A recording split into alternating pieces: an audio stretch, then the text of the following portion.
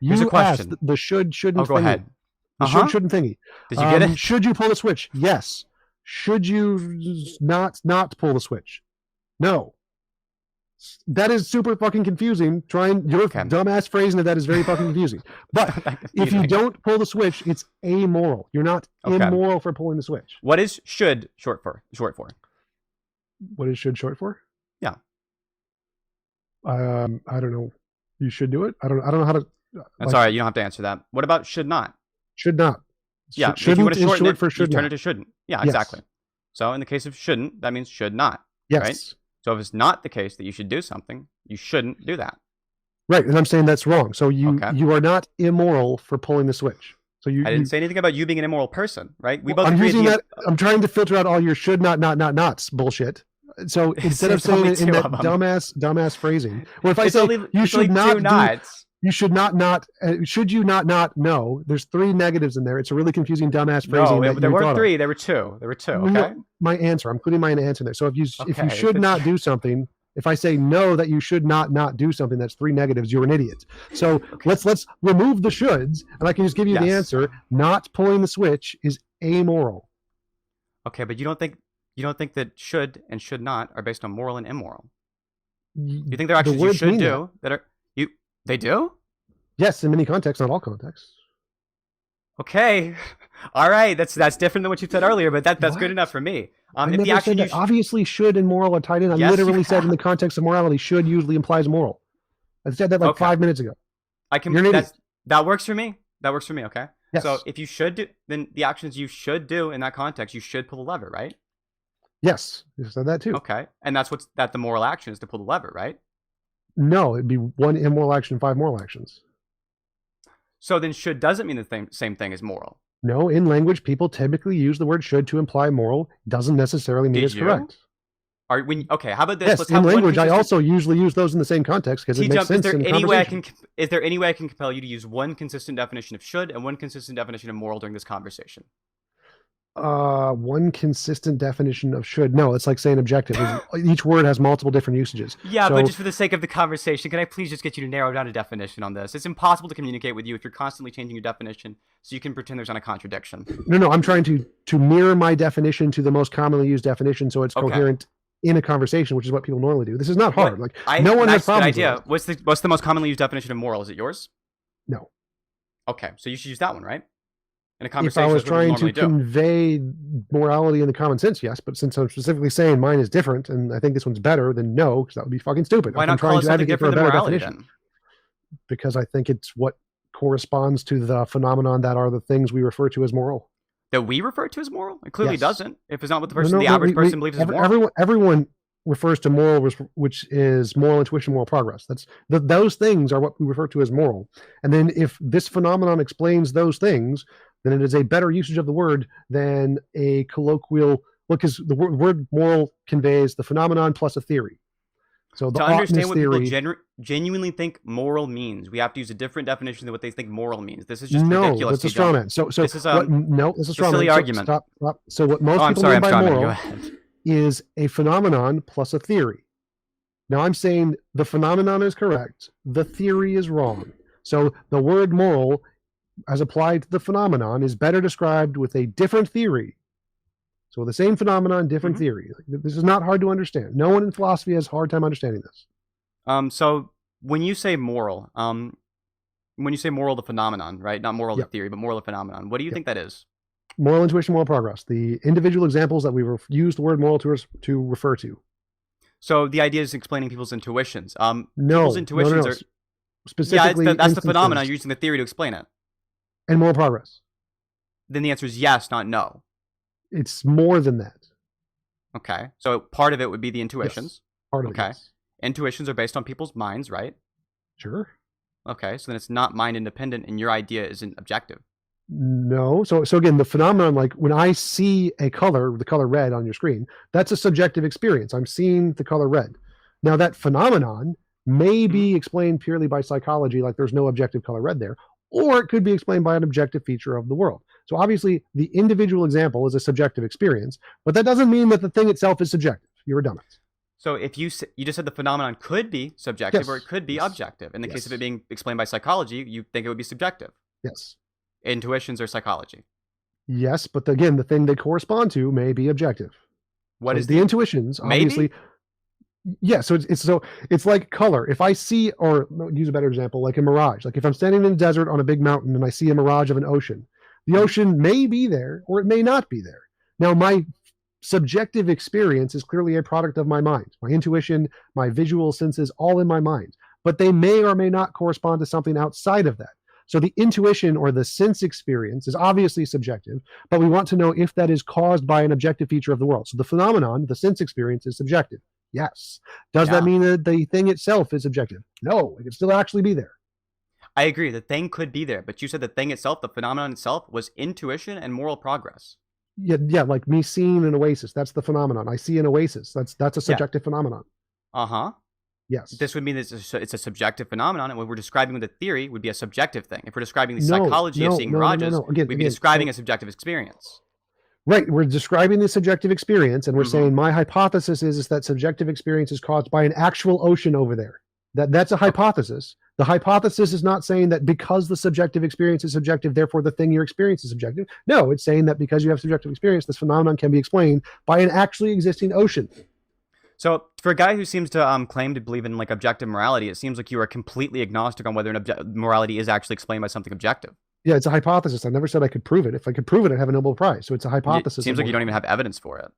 I do have evidence for it. It's moral. It explains the evidence of moral intuition, moral progress. It answers the moral dilemmas and the paradoxes, and it makes predictable predictions. Now, obviously, I haven't confirmed the predictions. If I had, I'd have a Nobel Prize. So you think something being true only in like one world would still be subjective? I don't know. You claim this during the debate. You think if something is like only true in one world, it would be subjective under your definition of subjective. So in this case, if it's only true in the best possible worlds, it would still be subjective. If it was only true in one world and false in other worlds, then it would be subjectively true. Yes. Isn't that what you asked? Yes. So yeah, so if morality was I don't know why you're having true, trouble understanding this. For a guy who claims to be so smart, you seem to have really, really trouble understanding simple statements. Because you talk like a moron. So try to explain it better. I think, well, if you're claiming I'm talking like a moron, then you talking in a way that like completely diverges from the average person. Explain the question. Explain the question. What part of it needs to be explained? You already answered it. You asked the question, and then I said I don't know, and you're like, and so what was the question? You didn't say you don't know. I don't know. Ask your question again. Then. What? Okay. TJump. It's really difficult to have this conversation if you can't remember the words you said. Right. I'm going to try my best. Right. To at least remind you. You being a dumbass is not my problem. It's just you being a dumbass. What's your question? Definitely, you forgetting what's going on in the conversation. Again, you being a dumbass, not my problem. Ask the question. Sure. So in the case of your moral system, TJump, if you're saying the actions we should do are what corresponds to what is moral. And you're also saying like the question. It wasn't the question. You're correct. You already answered the question. Moving on. Well, okay. Unless you have an issue with it, you have an issue with the question.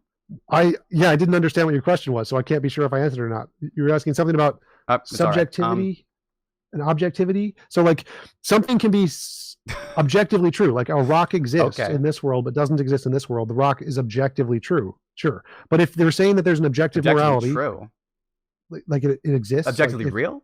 Yes, real. Okay, truth is that which corresponds to reality. So real. Truth corresponds to reality doesn't mean the truth is what is real, right? So that's literally what that means. No, correspondence to reality would mean it corresponds to reality, not like whatever is reality would be like. If I say chair, this isn't like a true or false statement. If I say pencil, you're such an idiot. Oh my God, principle of charity. To say something true is real is literally a You can't claim principle of charity when you're constantly calling the other person an idiot. I'm sorry, buddy. This doesn't work. This isn't me. I didn't invent this. You're just a dumbass. TJump, how are you? I'm a dumbass, but I'm not being charitable enough. You're so right, TJump. You're the victim. You're a dumbass. So in philosophy, if you say it is real and it is true, those two can be used as synonyms. It is all the time in papers. You don't need to specify that true refers to a proposition which refers to what is real. That's just a shorthand. You're a fucking dumbass. No, I understand truth corresponds to reality. It's just rock isn't true or false. It's not.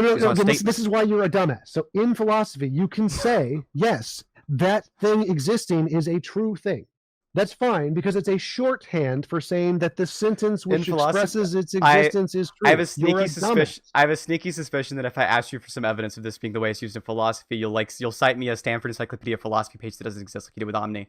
So I won't do that. All right. I'll just again, all of the Stanford Encyclopedia pages I listed, I literally give the reference to. They all exist. You're a dumbass. Sorry. You're right. TJump. You're right. Yeah. Dumbass. Sure. You asked something about subjective and objective. Sorry. Let me be more charitable to you. Okay. So in the case of your system, right? If you're saying basic philosophy. Do you believe that you should do actions which are sometimes immoral? Sure. Okay, you should sometimes do immoral actions, right? Yep. Okay. So is it the case that you should not sometimes do moral actions? Maybe. Yeah, so like there could be an action which you think is moral, but you aren't sure. Like if your friend leaves his door open and you don't know if he wanted it open or not. Should you close his door? There's a probability there. There's like, what is the percent that he wanted it to be open? What is the percent he did not want it to be open? If the percent that he wanted it open is 60%, then you probably shouldn't close his door, even though it might be a moral action. Okay. So there are some times where you shouldn't do a moral action. The answer is yes. Sure. Okay. So you think this corresponds to how people generally use the word moral? No, because you're conflating the word should in there, which has multiple definitions. Okay, which definition do you want to use for the sake of this discussion? I'll stick to that one definition. One word. Let's just stick to moral or immoral, not add in moral and should, because they're conflating definitions. Just use one word, moral or should, not both. So the issue is, there are issues like with the way that you're saying like certain things you should do are immoral. If you say this, then it's like it's reasonable for me to critique the fact there's like an incongruence there. You say that you should just use one word because they're basically synonyms, but then you say there are times you shouldn't do the moral. Hold on, no, you wait. Okay, so in the case of the statements you're saying, right? If you're saying like there are sometimes words or there are sometimes things that you should do that are immoral and some things you shouldn't do that are moral, and then you're going on to say like you should just use one word because they're synonyms. No, clearly not.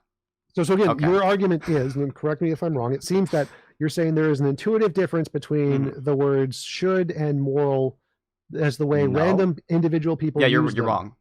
Okay, how's that wrong? The average person uses those the exact same way. If you want to explain what the average person refers to when they're referring to moral. Okay, so you should have shut up and let me finish the argument. So, I'm sorry. Let's not clarify. You said correct me if I'm wrong, and then you were wrong. Right. So maybe you should have shut up and actually listened to the end of the sentence, which is You're so upset. Let's go back, dumbass. The way should and moral are used by the intuitions of people and in my model. Do you see how that last part of the sentence kind of clarifies it, dumbass? Like, the last part of the. I have no idea how it clarifies it. So are you okay? You're spasming out. Your argument is that there is a difference between the intuitive usage of the word should and moral and how they apply to my model. There's an intuitive difference between the uses of should and moral and how it applies to your model, yes, but not how the average person uses the word should and moral. I was right. Holy shit. That was the whole point. So that, you want to say it again? I'll get you to say I'm right again. So there is a difference between how the intuitive understanding of should and moral are in the average people and how it corresponds to my model. Right? There's not a difference between how the average person views should and moral. They view the actions that's not what I said. You're a dumbass. I said there's a difference between how they intuitively. I understand what you're trying to say.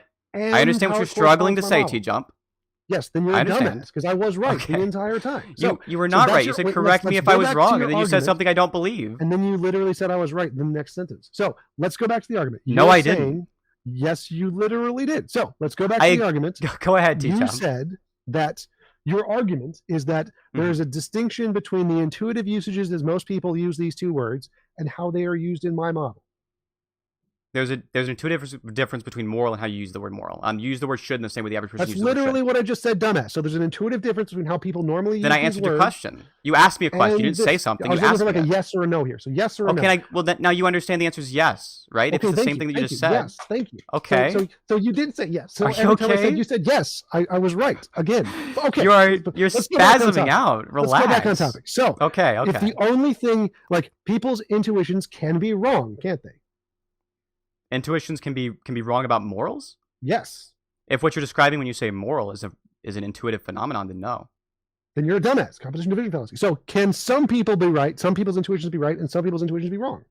The answer to is some people's intuitions sometimes wrong? Yes, but not when it's about intuitions. Dumbass. So you think people can't be wrong when they think about what their intuition is about other people's intuitions? Like, you're a dumbass. No, I don't think the average person's intuitions about morals are about other people's intuitions. literally is kind of a thing, but irrelevant. No, so, it isn't. Wait, No, not irrelevant. Substantiate that. Let's try to go back to the point. Not irrelevant. Substantiate that. No, try to go back to the point. So let's run away from the thing you said again. No. Classic TJump. Tom jumping away. Go ahead. Come on, Kitty. Come on, Kitty. Like, focus your little tiny brain here. Let's go. So the point I was making before, as I said, like, can people's intuitions about morality be wrong? So people have an intuition that moral applies to this set of beliefs. Can they be wrong? Can they be wrong if their intuitions are about somebody's belief? No. I'll say it again because your tiny little kid brain doesn't understand this. Is the question already answered? People have a set of moral beliefs. They have an intuition that these are the moral actions. And can they be wrong? Can there be more? Can there be less? Could they be wrong? If moral action is defined as an intuition, then no, they can't be wrong. This is why we shouldn't use his model, because he's a dumbass. Like, obviously, any rational nobody's human being, following along with you right now. Any rational human being. So person A has a belief about morality. They think a Christian thinks it's moral to stone the gays. Could they be wrong? Could they be wrong about morality? If they're describing their intuitions, then they wouldn't be wrong, right? If that's what morals are. If morals are something other than intuitions, they could be wrong. So this is why we shouldn't adopt his dumbass morality, because he just said, no, a Christian is not wrong if they morally think it's right to stone gays. Like, no, I don't think that morality describes intuitions. You do. No, I don't. I think morality is objective. It describes an existing thing. Intuitions are the phenomenon that we're describing. Yes. That's a phenomenon you're describing when you say moral. No, you dumbass. Yes. I explained this before. Okay, when are we describing that phenomenon? Dumbass, shut up and listen. When are we describing that phenomenon? Stop, dumbass. When are we describing that phenomenon? Shut up. Just answer the question. When are we describing that phenomenon? Shut up. Shut up, dumbass. When are we describing that phenomenon? Shut up. I'm not going to I need an answer to this question. Well, I'm just going to continue to speak. Dumbass, shut up and finish. So, how about this? Just answer my question. I'll let you talk for as long as you need to. Hang on. Darren, I'm just going to interject in the Damassathon for 1 second, 1 quick second, right? And we'll just try to get a little bit of order back.